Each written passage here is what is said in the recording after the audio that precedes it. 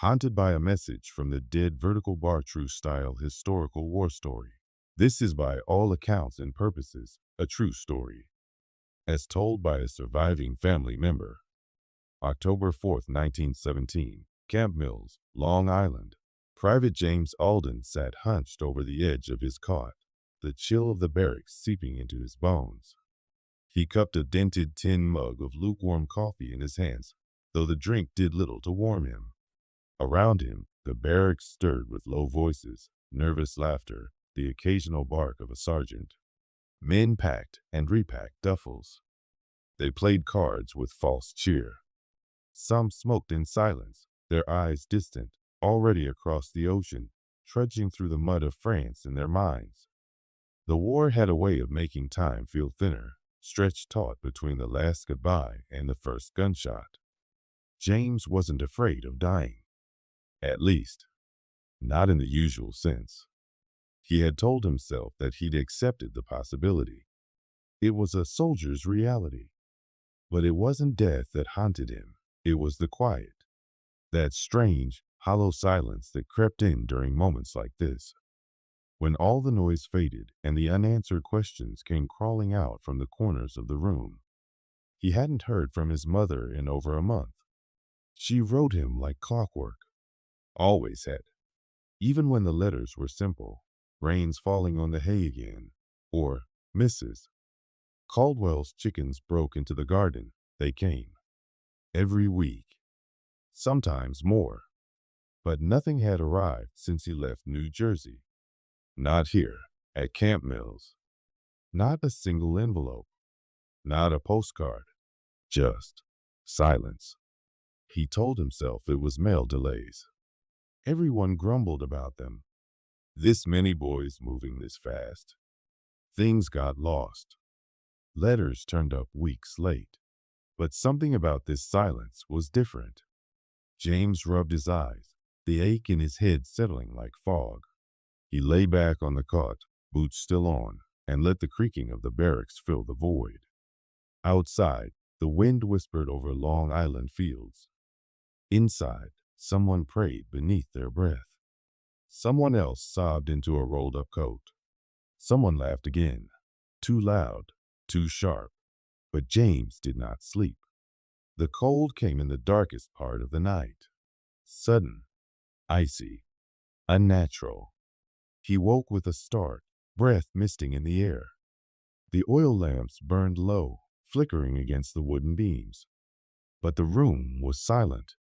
Not just quiet, silent. No snoring. No shifting. No heartbeat, it seemed, but his own. James sat up slowly. Something was wrong. He looked toward the door and froze. A man stood there. Not an officer. Not someone from camp. This figure. He was dressed in deep navy blue, the brass buttons of a Union uniform catching the flicker of lamplight. An old-style kepi rested on his head. The coat was wool. Civil War. Wrong century. Wrong time. The man took a step forward, and James felt the weight of memory hit him like a stone. He knew that face, that jaw, that nose, that solemn expression carved with quiet strength. It was his father, Thomas Alden, killed at Shiloh when James was just 8. They buried an empty coffin. The telegram came one night in April. The only thing returned from Tennessee was a medal and a blood-stained sash. He remembered the funeral, the folded flag, the long silence afterward that hung over the farm like a cloud. But now, here he was. Who? Solid. Real. Dad? James whispered. The figure stared at him. The eyes, steel gray and unblinking, didn't flicker. The lips didn't move, but a voice echoed. Clear. Resounding, like it had been waiting. Go home, the voice said. She needs you. James' breath caught. What? What do you mean? Is Ma? But the man was already fading. No sound. No farewell, just a shadow dissolving into air, as if swallowed by the cold itself. The chill lifted, but the fear remained. James didn't wait for dawn. As the barracks stirred to life, officers barking orders, boots hitting the dirt, trunks loaded into trucks, he made his choice. He didn't pack, didn't say goodbye. He moved like smoke, slipping into a supply tent, swapping his uniform for a civilian workman's coat left in a bin. A cap pulled low, collar turned up, and then out the back, down a muddy trail, and into the trees before the convoy's engines coughed to life. Deserter. The word would follow him, heavy as lead. But he didn't care. Something deeper than duty pulled him. Something colder than fear. His father's voice hadn't been a dream. He knew it, felt it in his chest. And if he was wrong, he'd live with that. But if he was right, and he stayed, he'd never forgive himself. 3 days later, Vermont. The train wheezed into the station, spewing smoke into the pale morning sky. James jumped off before it fully stopped, boots hitting gravel. The cold here was cleaner, sharper. The sky was heavy with the promise of frost. He walked, miles down winding dirt roads, past split-rail fences and groves of bare maples, through memories etched in every barn and boulder. He hadn't written, hadn't sent word, just moved, step by step, breath by breath. And then the old farmhouse came into view. Slate roof, slanted porch, curtains drawn, no smoke from the chimney. His heart dropped. He ran. The door creaked open under his hand. The house smelled of liniment and old wood.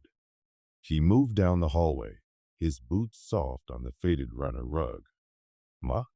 he called out, his voice cracking. No answer.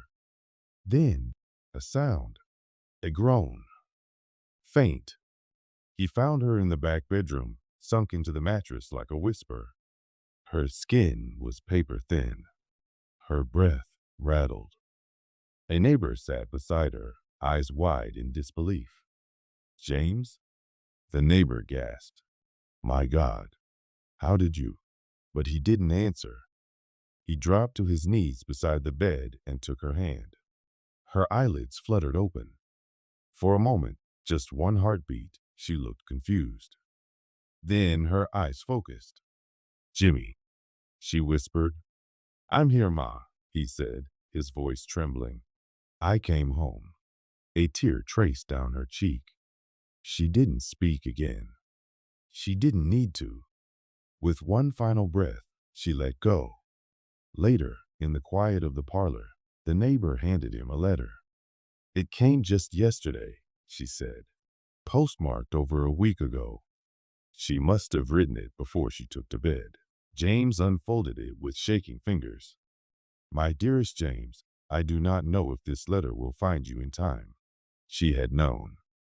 Somehow, she'd written of her illness, her fear, her love. "If there's any chance, my son, come home. Please. I need to see you one last time." The letter trembled in his hands. The army hadn't delivered it, but someone had. Weeks later, Albany, New York. He turned himself in. The tribunal was stern, cold. Deserter, they called him. But then came the neighbor's statement, the doctor's note, the death certificate, and the letter. Sympathy, rare in wartime, found its way in. His sentence? Service in the medical corps. France, 1918. James worked through mud, fire, and blood. He dragged wounded men from trenches, tied tourniquets with shaking hands. He whispered to the dying, carried those who could not walk. Sometimes, all he could offer was the comfort of another heartbeat beside them. He never fired a gun, but he saved lives. And every time he wrapped a bandage or closed a man's eyes, he heard his father's voice. Go home. She needs you. Years later, Vermont. The war ended. Life moved on. James returned to the old farmhouse, lived quietly, never married, never left the valley. Above the fireplace, three things rested on the mantel: a Union Army medal, a Red Cross pin from the Medical Corps, and a folded letter yellowed with time. Its final lines still clear. Come home. Please. I need to see you one last time. He never saw his father's ghost again. He never needed to, because that voice, once heard, never truly leaves a man. Not when it speaks the truth.